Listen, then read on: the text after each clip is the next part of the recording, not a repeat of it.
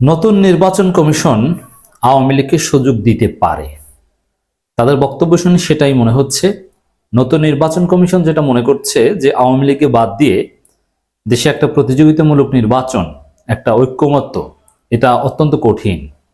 যদিও রাজনীতিবিদদের উপর দায় চাপাচ্ছেন, কিন্তু দিন শেষে নতুন নির্বাচন কমিশনের মোটিভ সোফার যতটুকু বুঝতে পারছি, তারা আওয়ামী লীগকে সুযোগ দেওয়ার পক্ষে, তবে একটা প্রক্রিয়ার মধ্য দিয়ে অ্যাটলিস্ট টু সাম এক্সটেন্ট তাদের বিচারের পর। এটাই নতুন কিছু। এছাড়া আপনারা জানেন যে আন্তর্জাতিক অপরাধ ট্রাইব্যুনালের যে আইন, সেই আইন থেকে সংগঠনের বিচার করা বা সংগঠন হিসেবে আওয়ামী লীগকে 10 বছর নিষিদ্ধ করা কিংবা শাস্তি সুপারিশ করা, এই বিষয়টা বাদ দেওয়ার ফলে এটা মোটামুটি এস্টাবলিশ হয়েছে ব্যক্তি আওয়ামী লীগের নেতাদের বিচার হলো সংগঠন হিসাবে আওয়ামী লীগ নিষিদ্ধ হওয়া, নির্বাচনে অযোগ্য করা, এটা হয়তোবা সরকার করবে না। যদিও চান্স আছে, দুইটা আইন আরো আছে, সন্ত্রাস বিরোধী আইন এবং আরো একটা নির্বাচন সংক্রান্ত আইনে আওয়ামী লীগকে বার করার সুযোগ আছে। কিন্তু আইনে ওটা না ঢুকানো, আন্তর্জাতিক আইসিটি আইনে সংগঠনের বিচার করার বিধানটা যুক্ত না করার মধ্য দিয়ে মোটামুটি স্পষ্ট হয়েছে যে সরকার আওয়ামী লীগকে নিষিদ্ধ করতে চাচ্ছে না, বিশেষ করে নির্বাচনী রাজনীতিতে।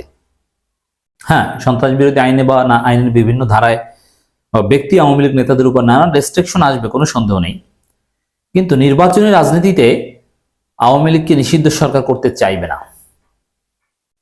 এটা আইসিটি আইনের সংশোধনী থেকে সংগঠনের বিচার করাটা বাদ দেওয়ার মধ্য দিয়ে প্রমাণিত হয়েছে। এবং ডক্টর ইউনূস তো বলেছেন যে আমাদের আপত্তি নেই, এবং এটাও বলেছেন আরেকটা সাক্ষাৎকারে বিচারের পর স্বাগত জানাবে, এবং বিচারের পর তবে বিচার হতে হবে, ব্যক্তি আওয়ামী লীগ নেতাদের বিচার হবে, এটাই বুঝিয়েছেন। এখন নির্বাচন কমিশনও প্রায় একই সুরে বলছেন যে আওয়ামী লীগকে স্বাগত জানানো হতে পারে। রাজনৈতিক বিতর্ক নিরসনের পর আওয়ামী লীগ নিয়ে সিদ্ধান্ত, সিইসি কথা বলেছেন। সিইসির বক্তব্যটা আমি শুনেছি, তাতে যেটা মনে হয়েছে রাজনৈতিক বিতর্কের পর বা নিরসনের পর শেষ পর্যন্ত সরকার কি করবে, এখানে রাজনৈতিক দলগুলো কে কি চাইলো এটা তো ইম্পর্টেন্ট না। এই যে একটা কথা বলে যে জনগণ যা চায়, এটা একটা প্রতারণামূলক কথা। মূল কথা হচ্ছে রাজনৈতিক দলগুলো সরকারের কাছে মতামত দিবে, সরকার কার মতামত গ্রহণ করবে কারটা গ্রহণ করবে না, এটা সরকারের বিষয়। এখন বৈষম্যবিরোধী ছাত্র আন্দোলন, নাগরিক কমিটি, এরা দিন শেষে রাজনৈতিক দল গঠন করবে এবং তারা আওয়ামী লীগ নির্বাচনে অংশগ্রহণ করুক এর বিরোধিতাই করবে। কিন্তু সরকার শেষ পর্যন্ত আন্তর্জাতিক চাপের একটা বিষয় আছে, কারণ আওয়ামী লীগ গণহত্যার বিরুদ্ধে সারা বিশ্ব, কিন্তু নির্বাচনী রাজনীতিতে আওয়ামী লীগকে নিষিদ্ধ করতে সমর্থন পৃথিবীর কোনো রাষ্ট্র করবে না, এটা ডক্টর ইউনূস জানেন। তো এইসব কারণে নির্বাচনে আওয়ামী লীগকে সুযোগ দেওয়ার পক্ষে মূলত সবাই সরকারের। বিরোধীদের মধ্যে বৈষম্যবিরোধী ছাত্র আন্দোলন, নাগরিক কমিটি, সাধারণ জনগণ, এদেরকে পাওয়া যায়, কিন্তু বিএনপি জামাত নির্বাচনে তাদের অংশগ্রহণ করতে সুযোগ দেওয়ার পক্ষে। আমরা যদি নির্বাচন কমিশনের বক্তব্যটা একটু দেখি, আওয়ামী লীগ নিয়ে রাজনৈতিক বিতর্ক নিরসনের পর সিদ্ধান্ত নেওয়া হবে বলে জানিয়েছেন নবনিযুক্ত প্রধান নির্বাচন commissioner CEC AMM Nasir Uddin. তিনি কিন্তু এগুলো বলেননি যে না আওয়ামী লীগকে সুযোগ দেওয়া হবে না।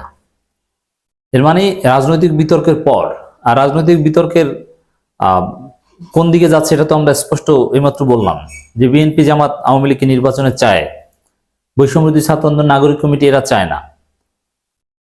এর মানে সরকারও যেহেতু বলেছে যে তাদের যেহেতু বিএনপি চায়, তারা তো আর না করতে পারে না, অতএব আওয়ামী লীগকে সুযোগ দেওয়া হবে। সিইসির বক্তব্যের তাৎপর্য এটাই।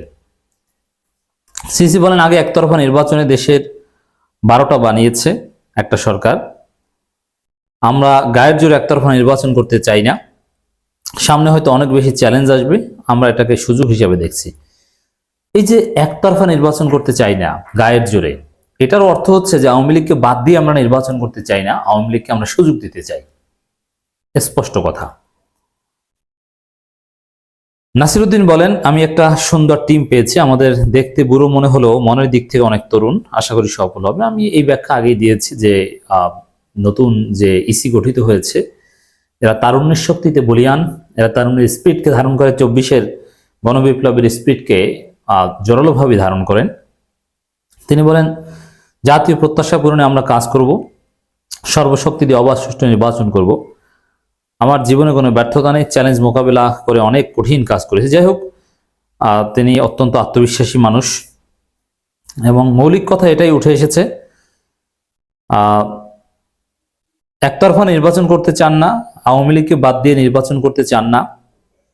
সরকার, নির্বাচন কমিশন সবার সুর এটাই যে একটা নির্দিষ্ট মেয়াদ পর বা আওয়ামী লীগের বিচারের পর আওয়ামী লীগকে নির্বাচনে অংশগ্রহণ করার সুযোগ দেওয়া হবে, স্বাগত জানানো হবে।